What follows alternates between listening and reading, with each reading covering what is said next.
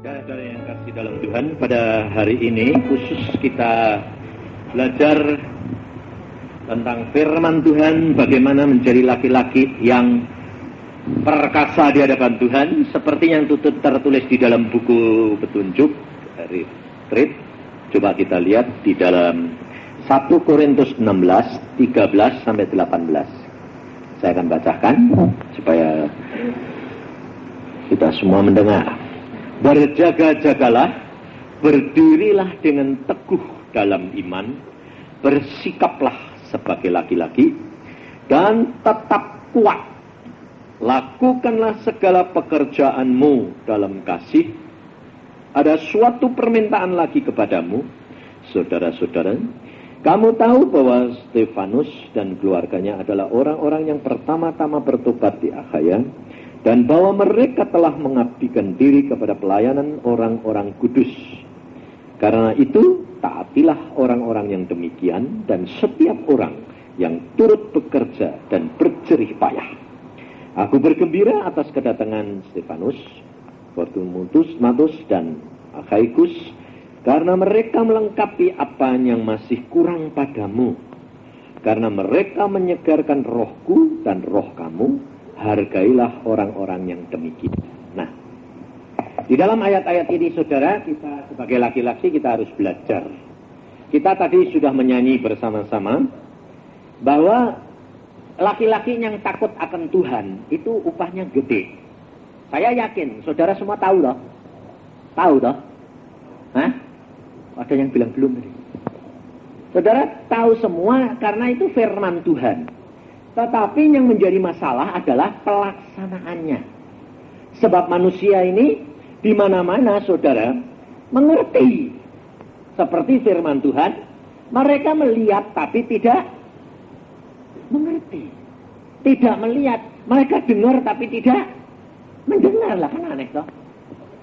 Dengar tapi tidak dengar, lihat tapi tidak lihat, dan tidak mengerti. Kenapa? Sebab kita dapat mengerti hanya oleh Roh Kudus. Roh Kudus ini yang memberikan pengertian. Sebabnya apa? Sebab manusia ini sulit sekali, saudara. Kita sudah dilahirkan dalam dosa, dan pada waktu Adam jatuh dalam dosa, manusia yang pertama dilahirkan di dalam dunia ini siapa? Hah? Pertanyaan saya, perhatiin, saudara. Manusia yang dilahirkan di dunia yang pertama siapa?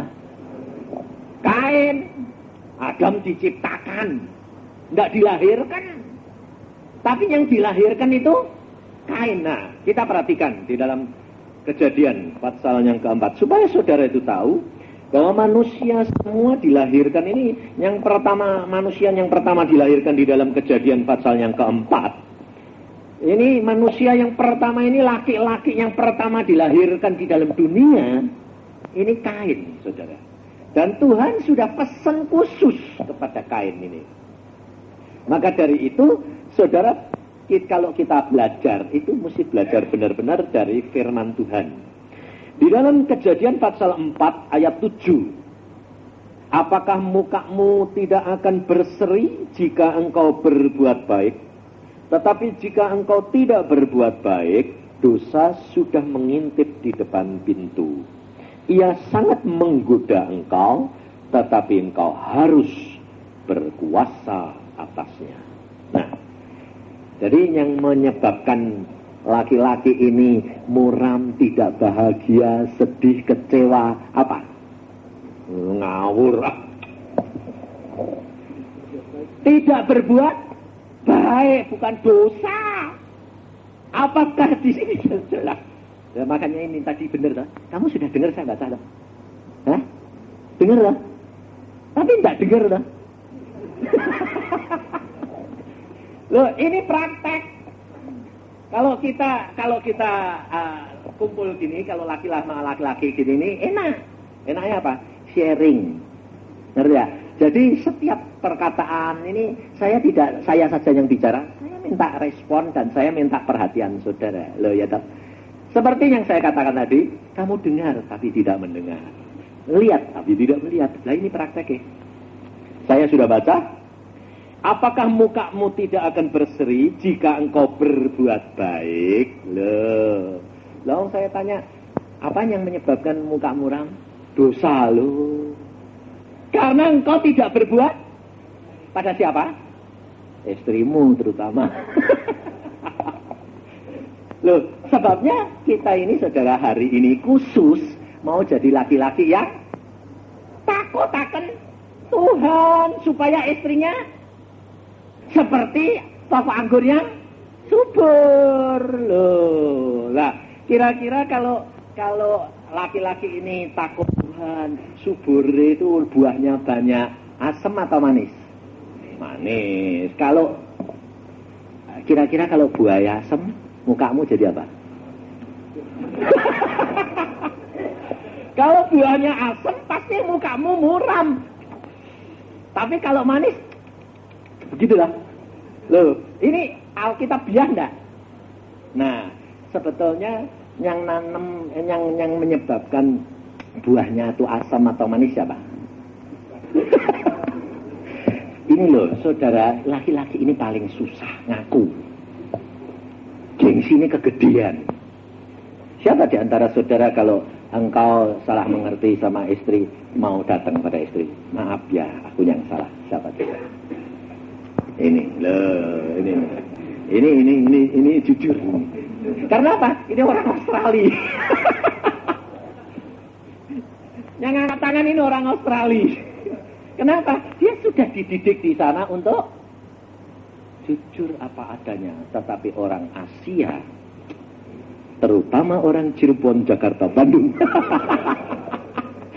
susah luar biasa. Kenapa? Dari kecil anak laki sudah didewakan. Kalau anak laki-laki yang lahir, orang tuanya bilang apa? Pesta. Tapi kalau anak perempuan bilang, aduh perempuan loh. Nggak kurang ajar itu. Maka dari itu saudara, kita tidak sadar bahwa segala sesuatu itu dimulai dari yang terkecil. Yesus berkata apa? Barang siapa setia dalam perkara yang terkecil, ia akan diberi tanggung jawab yang besar. Ini kita tidak belajar. Nah, maka dari itu saudara, kita harus belajar dari siapa? Yesus. Jangan yang lain. Jangan dari hamba Tuhan. Sebabnya apa? Hamba Tuhan manusia biasa. Pasti kecewa kamu. Kenapa? Termasuk saya. Kalau saudara lihat saya, loh, mamanya model saya, loh, ini khotbah, kok bajunya dilinting-linting kayak gini, loh. Itu kan saya sok-sokan, betul enggak? Loh, saudara bisa nilai gitu enggak? Bisa toh? Padahal kok enggak tahu sebabnya apa tak linting.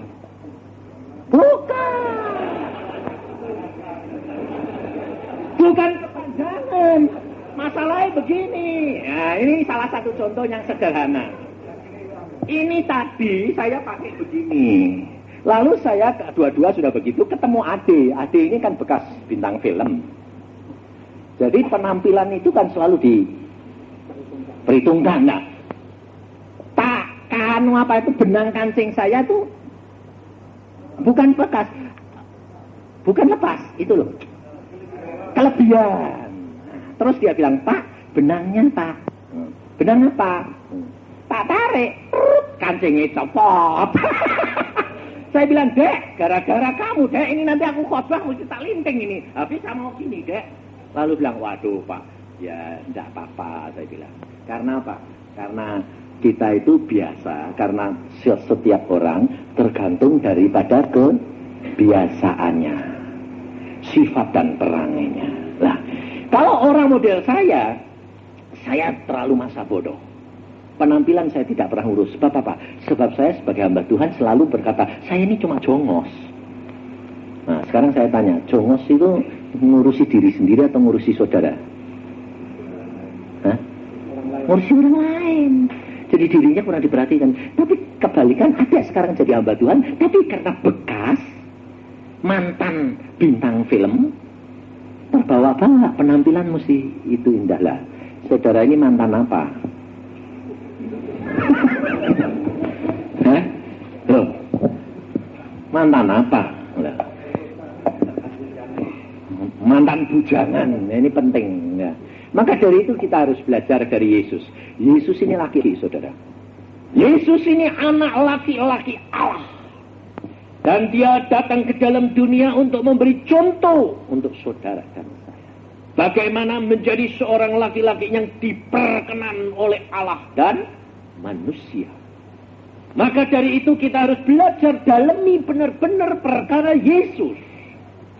Di dalam ayat tadi dikatakan di dalam 1 Korintus 16 ayat 13. Kita harus teguh berdiri dalam iman. Iman yang bagaimana? Iman saudara kepada siapa? Yesus toh?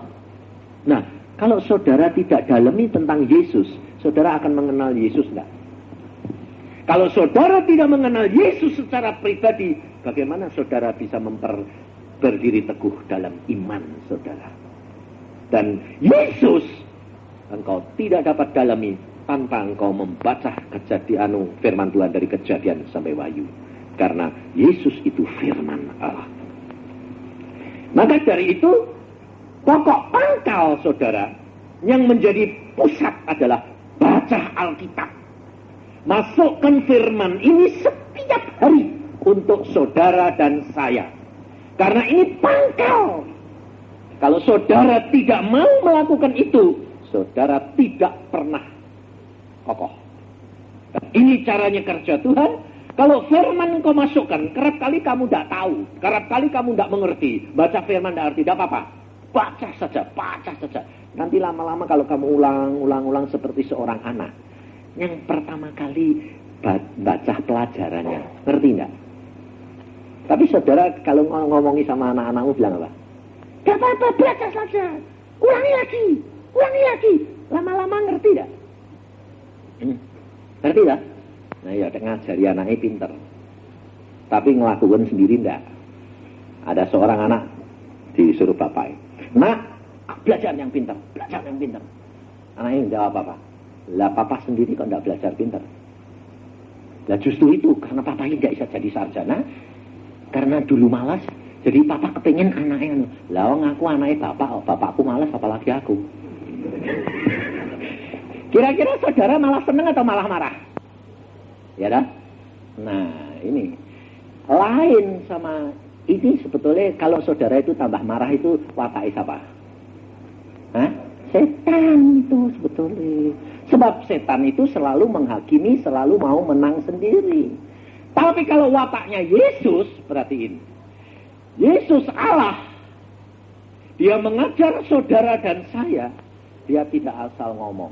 Tapi dia turun menjadi manusia seperti saudara dan saya dulu. Baru dia membuktikan, dia menjalankan. Lalu orang lain bilang, belajarlah kepadaku. Karena aku rendah hati dan lemah lembut. Nah saudara ini, bapak-bapak ini harus mulai dari situ. Kalau engkau tidak mendalami dulu, kalau engkau tidak mengerti dulu, tidak bisa saudara. Tapi engkau selalu maunya jadi hakim dan ini yang menyebabkan kita muram. Karena apa? Karena Kain mukanya muram karena dia lihat persembahan Habil diterima, persembahan dia tidak. Dia muram menjadi hakim, lalu menghakimi, lalu Allah berkata, dosa sudah mengintip dan kamu harus berkuasa terhadap dia. Maka dari itu kita benar-benar harus belajar. Coba, belajarnya dari mana? Kita lihat di dalam Yohanes pasal yang ke-4. Ayat yang ke-4. Ia harus melintasi daerah Samaria.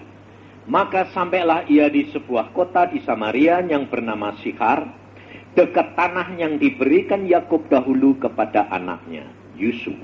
Di situ terhadap sumur Yakub, Yesus sangat letih oleh perjalanan, karena itu ia duduk di pinggir sumur itu. Hari kira-kira pukul 12. Maka datanglah seorang perempuan Samaria hendak menimba air. Kata Yesus kepadanya, berilah aku minum. Sebab murid-muridnya telah pergi ke kota membeli makanan. Maka kata perempuan Samaria itu kepadanya, masakan engkau seorang Yahudi minta minum kepadaku seorang Samaria? Sebab orang Yahudi tidak bergaul dengan orang Samaria. Jawab Yesus kepadanya, Jikalau engkau tahu tentang karunia Allah, dan siapakah dia yang berkata kepadamu, berilah aku minum, niscaya engkau telah meminta kepadanya, dan ia telah memberikan kepadamu air hidup. Sampai di sini. Kalau saudara perhatikan, Tuhan Yesus ini maha kuasa enggak? Tetapi mengapa dia pada waktu letih lesu secara manusia, dia tidak menggunakan kekuasaan itu? Kalau ada angin ribut, dia bisa berjalan di atas air. Dia bisa memerintahkan air naik ke atas enggak untuk dia minum? Hah? Gampang dah. Enggak usah dia pun pakai timba. Aku butuh minum, naik, minum enggak? Tapi mengapa Yesus berkata kepada perempuan, nunggu perempuan itu datang, lalu perempuan itu bawa timba, lalu Yesus berkata, aku minta minum. Mengapa? Hah? Rendah hati. Saudara merasa lebih pintar enggak sama istrimu? Saudara merasa bahwa kamu berkuasa di dalam keluarga, karena Alkitab berkata bahwa engkau dan saya adalah kepala keluarga. Tapi kita kurang rendah hati, saudara, seperti Yesus. Padahal Yesus tahu dan Yesus dapat lakukan segala perkara. Tetapi Yesus mau mulai. Orang kalau rendah hati, saudara, itu bukan berarti engkau bakal diinjak-injak. Tidak, kebalik. Rendah hati adalah pangkal semua segala sesuatu untuk mengenal akan firman dan mengalami kemuliaan Allah. Karena Yesus sudah berkata, belajarlah kepadaku karena aku rendah hati dan lemah lembut. Saya sendiri, saudara, orang model seperti saya, tidak bisa lemah lembut. Kasar. Tapi untuk belajar, mesti harus bisa. Karena apa? Segala sesuatu kita sudah punya kelemahan. Ini harus dikikis. Dikikis. Dan pada waktu saya harus ngalami itu, wah luar biasa sakitnya. Kenapa? Saya harus minta maaf. Saya harus mendahului ngomong sama istri saya. Saya harus mulai minta maaf kepada anak-anak. Itu Tuhan tidak akan tuntut sekaligus, tetapi tahap demi tahap. Dan Allah akan membiarkan saudara mengalami peristiwa demi peristiwa untuk mendidik engkau dan saya. Maka di dalam firman Tuhan dikatakan, pendidikan Allah itu harus dialami setiap anak. Pemrosesan. Dan pendidikan itu bayar, saudara. Mahal. Saudara datang ke retreat ini bayar enggak? Bayar. Karena mau belajar loh. Bayar. Lah kamu belajar sama Tuhan itu bayar enggak? Bayar. Jangan bilang enggak. Mesti bayar. Peristiwa demi peristiwa. Ini salah satu kejadian. Orangnya di sini juga enggak apa-apa, itu Pak Harto, orang di ujung sana itu. Dia pada waktu dididik Tuhan dengan dia seorang insinyur, dia juga cukup berada, tetapi pada waktu dia kenal Tuhan, diproses Tuhan, dipepet terus, keekonominya dipepet terus sampai nol. Setelah itu dia punya tanah, dijual, tidak bisa, laku, ditawar-tawarkan tidak laku. Aneh loh. Tapi kalau sudah pendidikan selesai, loh, tanahnya laku, dicari orang cewek. Lah, setelah laku duitnya banyak, wah ya beli mobil, punya mobil baru, guys. Demikian punya mobil baru, jam sembayangnya dikurangi. Karena apa? Urusi mobil. Ya dah, kotor diisi-isi. 2 hari 5 kali ditabrak orang mobil. Sampai brodol semua. Nah, itu pendidikan. Dia bilang, waduh mahal. Pendidikan Tuhan itu mahal. Nah, saya sendiri juga ngalami. Saya baru dia 2 minggu yang lalu ngalami. Saya mau berangkat ke sini di Sukabumi ini. Baru jalan macet, semua berhenti, saya berhenti. Di depan saya ada Daniel orang persekutuan juga. Di mobil dia di depan box, saya di belakang dia. Berhenti semua. Kita muji Tuhan, nyanyi-nyanyi, ngomong sama anak Tuhan, Pak Hidayat. Tahu-tahu bis di belakang saya yang berhenti juga. Takjul mau nyelip, sana ada mobil, banting saya ditabrak. Bila. Mobil kecil saya Forza ditabrak bis gede ini sakit itu gajah. Mencelat, saudara. mancelat, mas nabrak mobil depan saya. Masuk! Hidungnya. Lah kapnya kan langsung cium. Jadi mau melengkung gitu. Saya bilang, aduh. Secara manusia saya jengkel enggak? Nah? Nah, saudara tahu enggak kalau hamba Tuhan manusia biasa? Jangan dikira malaikat. Lalu kalau gitu, puji Tuhan, enggak apa-apa, kok enak. Jadi jangan dikira kalau saya ini juga lalu, wah, enggak apa-apa, Pak, puji Tuhan. Pak enak, saya bilang, turun. Bertanggung jawab, saya bilang. Jangan seenakmu. Tapi untungnya, sopirnya ini ngaku, coba enggak, tak. Ngaku, dia enggak marah. Dia mungkin karena dia tahu saya gede. Saya langsung, turun sini, saya bilang. Tanggung jawab, saya bilang. Maaf Pak, saya yang salah. Saya lihat gitu, langsung seperti diguyur es. Saya, ya mau apa ya? Saya bilang, Tuhan ini bagaimana? Mau apa, biaya sopir, gajinya kecil. Kalau suruh ganti, nanti kan tidak makan istri anaknya. Ngomong gitu dia ngomong. Pak, kalau saya suruh ganti semuanya tidak makan, istri anak saya, padahal. Makanya itu hati-hati, saya bilang, kamu tahu enggak anak istrimu itu tergantung kamu? Saya bilang, iya Pak. Sudah, sana, saya bilang. Ini pokoknya persisnya apa? Tuhan itu luar biasa. Terjadi begitu, persis di depan bengkel ketok. Jadi saya tidak usah lari kemana-mana, di luar masuk situ, dilurusin, saya bilang, supaya saya bisa jalan. Kalau tidak bisa, ini kan tidak bisa jalan, ini retreat, saya mimpin retreat dan rusak, ini bubar nih. Tapi di situ damai sejahtera tetap ada dan tidak kehilangan. Inilah saudara. Ini yang penting. Sebab di dalam masalah kamu menghadapi musibah, menghadapi angin badai, menghadapi segala perkara, kalau damai sejahtera ini tetap ada, kamu bisa mikir tenang, kamu bisa bijaksana, kamu bisa rileks. Betul kan? Bawa damai. Nyatanya pada waktu saya buka diketok, orangnya ngetok sampai pada ngomong. Wah Pak, biar Tuhan yang bales ya Pak. Kamu kok bisa ngomong gitu? Saya bilang, ya susah ketemu orang seperti Bapak. Wong gini kok ndak marah, ndak minta ganti lagi. Bayangin. Jadi di situ mereka semua itu merasa ya bijaksana ya. Kok mau tahu ya orang kecil loh. Bayangin saudara. Kemuliaan Allah akan dinyatakan di dalam kehidupan kita. Nah, kalau hal itu terjadi dalam diri kita, kita harus periksa, saudara. Kita harus periksa diri kita. Jangan lalu bilang, enggak apa-apa, puji Tuhan nanti diganti. Diganti kalau Tuhan itu sudah mengajar kita, kalau kita sudah sadar. Tetapi saudara harus ingat, setiap tindakanmu, kau harus bayar. Setiap pelajaran dan pengajaran Tuhan, kau harus bayar harga itu. Dan daging kita, kantong kita harus keluar, saudara. Jangan saudara mempunyai anggapan, Yesus kan sudah mati di atas kayu salib. Aku berbuat dosa, lalu bertobat, sudah dong dihukum. Enggak ada hukuman, kok enak. Saya bilang, secara daging engkau harus bayar harga itu. Tetap, contohnya, kalau kamu berbuat dosa, ya dah, Anda berbuat dosa, lalu berbuat zina, kena penyakit sipilis. Kamu bertobat, Tuhan ampuni. Hidungmu sudah terlanjur hilang. Sipilisnya sampai stadium keempat, hidungmu copot.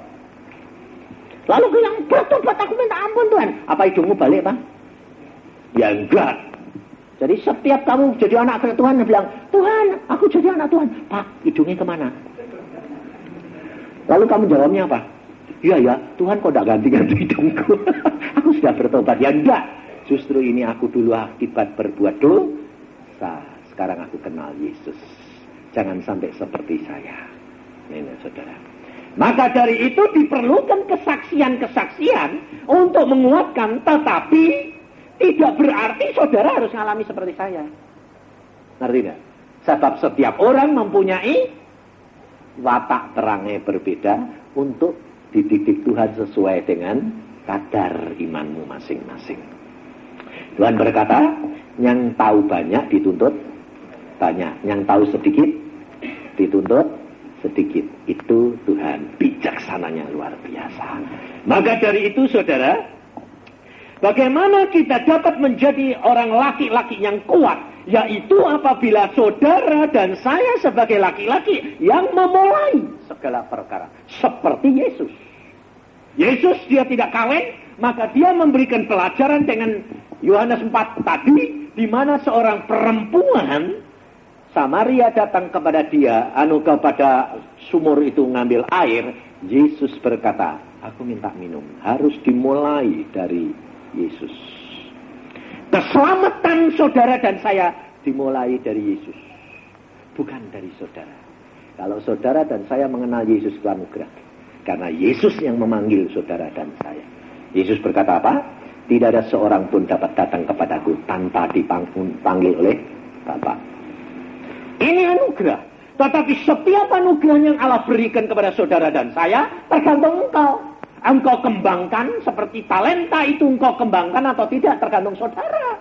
Saudara terima, saya terima. Tapi Allah lihat, kalau engkau mampu dikasih 5, kamu dikasih 5. Kalau engkau dilihat tidak mampu, dikasih cuma 3, 4, 2, 1. Tapi coba, kalau saudara terima cuma 1, saya terima 5. Banyak mana? Banyak yang 5 toh? Tapi kalau saudara 1 dapat untung 1, saya 5 dapat 4. Banyak mana? Banyak yang 1. Sebab apa? Nilai Tuhan. 1 dapat untung 1, 100. Betul lah? Betul lah? Dapat 5, benar 4. 80. Besar mana? Besar 100. Kenapa kamu selalu iri? Lihat orang lain, kok dia kok diberkati, aku kok enggak. Dia kok dikasih jatah banyak, aku kok sedikit. Setiap manusia di dalam dunia sudah diukur oleh Allah, dan engkau sendiri punya jatah sendiri-sendiri. Tidak sama. Maka dari itu, engkau harus mulai. Mulainya bagaimana? Cara yang saya diajar oleh Tuhan secara pribadi. Pertama Tuhan berkata, baca Alkitab. Bilang Tuhan, yang mulai harus apa? Kamu. Karena kamu laki-laki. Kamu harus belajar seperti aku. Oke? Saya baca. Setelah saya dapat istri, saya baca Alkitab. Saya baca sendiri. Lalu istri saya bilang, kamu setiap hari baca? Ya. Yuk kita berdoa bersama. Nah itu yang saya minta. Doa sama, harinya, waktunya sama, tetap. Ini saudara harus mulai. Kalau saudara tidak mulai, engkau tidak akan sampai kepada apa yang Yesus kehendaki. Kita gengsi kerap kali. Loh, kerap kali itu aneh. Laki-laki ini ya aneh juga. Diminta berdoa, mimpin malah tidak bisa. Tidak bisa, kamu jalan. Malah yang sembahyang istrinya atau anaknya. Aneh enggak? Kamu harus belajar seperti aku. Oke? Saya baca. Setelah saya dapat istri, saya baca Alkitab. Saya baca sendiri. Lalu istri saya bilang, kamu setiap hari baca? Ya. Yuk kita berdoa bersama. Nah itu yang saya minta. Doa sama, harinya, waktunya sama, tetap. Ini saudara harus mulai. Kalau saudara tidak mulai, engkau tidak akan sampai kepada apa yang Yesus kehendaki. Kita gengsi kerap kali. Loh, kerap kali itu aneh. Laki-laki ini ya aneh juga. Diminta berdoa, mimpin malah tidak bisa. Tidak bisa, kamu jalan. Malah yang suruh sembahyang istrinya atau anaknya. Aneh enggak? Saya tanya, saudara ini sudah mulai mimpin keluargamu sembahyang pada? Tidak usah sama anak-anak, sama istri saja orang 2 sembahyang bareng. Coba, siapa yang sudah mulai berdoa bersama? Berapa ini? Wah, puji Tuhan, sudah separuh ini ya. Yang separuh di mana ini? Masih ketinggalan? Hah? Sendiri-sendiri berdoanya. Waduh, sendiri-sendiri. Nah, sekarang saya tanya Pak, kenapa kok sendiri-sendiri Pak? Karena dia di Bandung, saya di Itu lain. Tapi apa sebabnya saya katakan bahwa dia sembahyang sendiri-sendiri? Saya tahu sekarang. Anda sembahyang tidak jamnya sama. Jamnya sama. Jam 6 pagi. Sama-sama. Nah, itu sama-sama. Itu bukan sendiri. Sebab di dalam roh kita bertemu di hadirat Allah. Di depan Allah ada jarak enggak? Saudara nanti tahu. Di surga itu lidahmu kamu pakai enggak? Enggak. Sebab lidah ini kotor luar biasa. Pujian sembah itu luar biasa. Kamu ngerti orang lain ngomong itu melalui seperti Tuhan itu ngomong, tahu aku maksudnya Tuhan, gitu loh saudara. Maka di dalam saudara Bapak ini Jakarta sama luar kota, doa dalam waktu yang sama. Itu tidak sendiri. Dan itu Tuhan hadir di tengah-tengah dia. Lalu laki-laki yang lain gimana ini?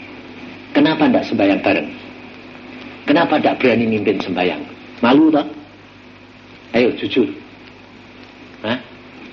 Masih malu? Kapan engkau mulai? Lihat, perhatikan saudara. Di Jakarta ada seorang yang dia seorang pengusaha pembuka real estate. Dia tidak pernah sembahyang bareng sama istrinya. Dan dia juga tidak pernah memimpin. Pada saat dia dengar firman, saya bilang, mulai, kamu akan melihat kehidupan keluargamu lain daripada biasanya. Dan itu harus engkau bayar lakukan firman, berdoa bersama dengan istri. Bagaimana caranya Pak? Jamnya tetapkan jam berapa, lalu kamu berdoa, istri berdoa. Kalau kamu berdoa, istrimu dukung. Kalau istrimu berdoa, kamu dukung. Mulai, lakukan. Kau akan melihat kemuliaan Allah dinyatakan. Dia lakukan. Tapi ternyata istrinya tidak mampu. Wah, saya tidak bisa Pak. Ngantuknya bangun pagi itu susah buat saya. Tapi suami berkata, oke, kalau kamu tidak bisa, kamu bangun sebentar, turut sembahyang, mau tidur lagi, tiduran. Nah, berjuang.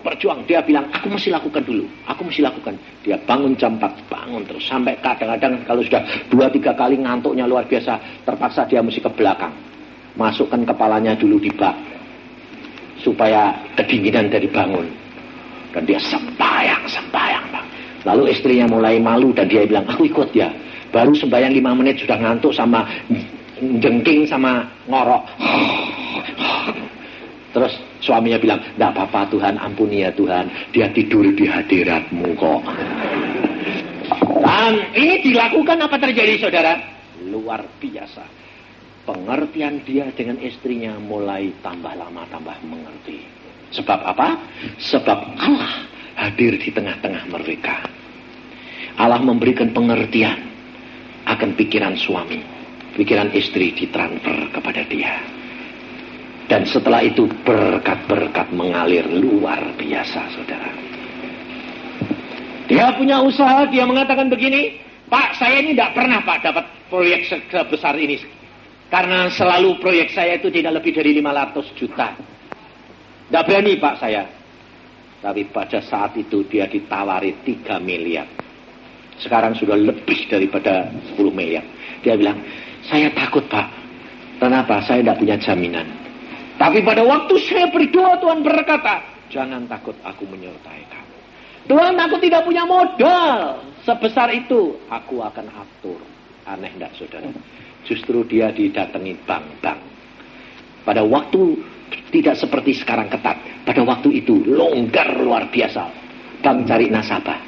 Datang semua. Dia bilang, aku punya proyek tapi aku tidak punya modal ini. Oh, tidak apa-apa. Ayo, aku ikut. Kamu pinjam saya. Bayangin. Semua ditutup oleh bank. Dan sekarang dia sudah puluhan miliar. Dan dia berkata, hebat Allahku. Dan pada saat dia mulai diberkati, lalu mulai ngantuk, mulai malas karena banyak berkat. Waktu ketemu sama saya, Tuhan ngomong sama saya begini. Ingatkan, dia nanti 3 bulan yang akan datang tidak bisa bayar kreditnya kalau dia tidak tetap setia. Waktu itu saya katakan, kamu kurang setia ya? Mulai ngaret kamu ya? Oh iya, kok tahu Pak? Tuhan ngomong, saya bilang. Suruh negor kamu. Iya Pak. Hati-hati kok ya. Kamu lihat, mulai Maret bulan ini, penjualanmu laku berapa? Sebulan cuma laku 2 Pak. Biasanya si puluhan, ini 2 Pak. Karena kamu undur daripada Tuhan. Lalu dia bertobat minta ampun, dan dia tekan setia. Lalu bagaimana caranya? Ngomong sama dirinya. Kalau mulai ngantuk, kamu bilang harus sangkal diri, ikut, belajar, bayar. Naik lagi. Lalu dia berkata, hebat Tuhan. Memang semuanya itu harus dari kita juga. Karena ada harga yang harus kita bayar untuk lakukan segala perkara. Yesus sudah memberi contoh. Mulai rendah hati. Engkau mulai daripada keluargamu ini harus mulai dari laki-laki. Layani. Tapi saudara sudah biasa dilayani. Sehingga saudara selalu mintanya apa? Harus begini. Saudara tidak bisa kalau tidak saudara yang mulai. Sebab apa? Sebab kita ini punya kelemahan. Contohnya. Seorang laki-laki yang dia selalu hidupnya watak dan perangainya keras, pasti dapat istri yang lembut. Tapi kalau seorang suami yang hatinya lembut, pasti dapat istrinya keras. Ayo, betul nggak? Kenapa hal itu diberikan Tuhan begitu? Sebab Tuhan tahu ada kekurangan yang ada di dalam kamu, ditutup oleh pasanganmu. Tapi saudara harus tahu. Contohnya seperti saya sendiri ini. Saya orangnya keras. Istri saya lembut. Tapi orang yang lembut itu, apakah hatinya lembut, sikapnya lembut, atau hatinya bisa keras enggak? Bisa. Ternyata istri saya itu bukan keras baja. Saya ini kerasnya keras baja. Istri saya itu per. Tahu per? Ya kan? Per itu ditekuk ya, nurut. Tapi kalau sudah dilepas, balik lagi. Sama. Saudara juga begitu kan? Kadang-kadang saudara nurut, turuti, ya, tapi ngeper. Kalau sudah istri di depan istri sih bilang gini, iya mah, gitu dah. Tapi di luar istri, perempuan. Taunya memang suka dibohongi, betul nggak? Jujur ini, laki-laki model Anda ini, loh, jujur, betul nggak? Loh, kalau kita itu membohongi istri itu, kita bohongi siapa sebetulnya? Bohongi diri sendiri. Sebab Yesus itu melihat, saudara tahu. Istri tidak lihat, tapi Yesus lihat. Dan Allah sudah berkata, apa yang kamu bisikkan di dalam kamar, Alkitab yang ngomong, bukan saya. Apa yang kamu bisikkan di dalam kamar akan diteriakkan dari atas soto rumah. Bahwa bakal ketahuan enggak? Pasti. Contohnya, saya ngalami. Pada waktu saya sebelum hamba Tuhan, saya masih jadi dokter. Saya bisa ketarik orang perempuan. Waduh, saya heran. Loh, Tuhan, umur saya ini mulai pada waktu itu 40. Saya bilang, loh aneh sih Tuhan. Kok kepengen pacaran lagi? Wah, repot ini. Ada peribahasa. Muda kedua. Ada. Puber toh. Puber kedua. Saya kok aneh Tuhan. Kok kepengen pacaran ini? Saya bilang, lalu Tuhan bilang, itu biasa. Loh, kok biasa? Bagaimana sih itu? Ayo jujur, saudara ini ngalami enggak? Sudah punya istri, tapi kalau lihat yang pernah punya model gini yang, waduh yang. Lalu ketemu lagi, tergerak enggak? Hah? Iya dah. Nah, jujur itu baik. Ini banyak yang enggak jujur. Lalu gitu tuh kamu tutupi atau lapor Tuhan. Nah, Ini yang menyebabkan kamu itu tidak buka dan tulus di hadapan Tuhan. Ngaku sama Tuhan. Wong Tuhan ya tahu. Nggak usah mau kasih tahu ya sudah tahu. Nah, kok kamu nggak ngaku? Saya ngaku. Tuhan, ini kok aneh Tuhan. Ini kok kepengen pacaran lagi nih. Celaka ini, jahat ini. Wah Tuhan, ini bagaimana cara ngatasinnya? Tuhan bilang, itu biasa. Loh, biasa bagaimana? Aku kan mau pakai kamu sebagai hambaku. Nah terus, kamu ngalami. Hah? Ngalami? Lu kan ngalami nanti, kan jadi batu sandungan. Kamu kan belum jadi hambaku. Jadi kalau masih jadi dokter, kalau ngalami enggak apa-apa. Wah payah ini aku bilang gitu. Kalau kamu sudah jadi hambaku ngalami gitu repot. Betul enggak? Sebab manusia itu nganggapnya hamba Tuhan itu malaikat. Pada waktu itu saya lapor, Tuhan ini bagaimana? Enggak apa-apa Tuhan. Supaya kamu ngalami bagaimana nanti laki-laki itu 90% model begitu. Yang tidak itu cuma 10%. Kalau laki-laki tidak begitu, pasti dia kecantol duit. Mata duitan. Makanya dia tidak butuh perempuan. Karena hobi dia duit. Itu mesti. Dan aneh saudara. Saya pada waktu itu ketarik. Saya ngomong sama Tuhan, Tuhan ini repot Tuhan. Ini istriku tahu repot ini. Tuhan bilang, lu istrimu tahu. Hah? Siapa yang ngasih tahu? Aku. Hah? Dan benar saudara. Istri saya itu bangun pagi bilang gini, mesem.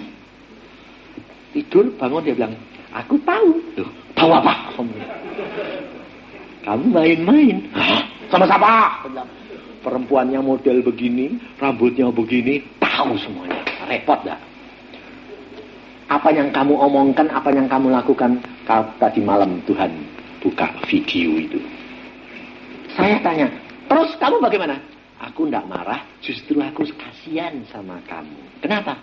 Karena kamu sebetulnya tidak mau, tapi kamu harus ngalami itu. Aneh lah. Kenapa kamu bisa menerima? Tuhan beritahu, doakan. Karena dia suamimu dan ini rencanaku untuk dia supaya mengerti, jangan menghakimi.